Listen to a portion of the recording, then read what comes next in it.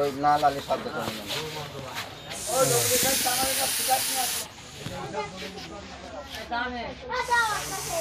কুষ্টিয়া জেলার কুমারখালী উপজেলার চর অঞ্চল চর আগ্রাকুন্ডা তে একটি রাসেল ভাইপার এবং অনেক বড় দেখা যাচ্ছে যে আমার মনে হচ্ছে যে অত্র অঞ্চলে যতগুলো রাসেল ভাইপার ধরা পড়ছে মারা পড়ছে এর থেকে বড়টা মনে হয় পাওয়া যায়নি।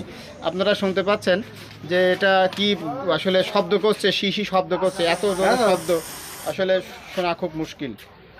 অনেক মোটা এবং কার কার জমি থেকে? রোজিনা শরীফে। কিসের ক্ষেতের থেকে? শাকের ভুঁই থেকে। পানি দেওয়ার সময় ধরা পড়ছে না? অনেক বড়। তো এখানে অনেকগুলো লোক এই রাসেল ভাইপার দেখার জন্য উপস্থিত। ভিউয়ার আসলে এত বড় সাপ রাসেল ভাইপার এই মনে হয় প্রথম। হ্যাঁ, অনেক বড় রাসেল ভাইপার এটা। আসলে আমিও এত বড় রাসেল ভাইপার দেখি, এত বড় রাসেল ভাইপার আমার মনে হয় ইতিপূর্বে ধরা পড়ে নাই।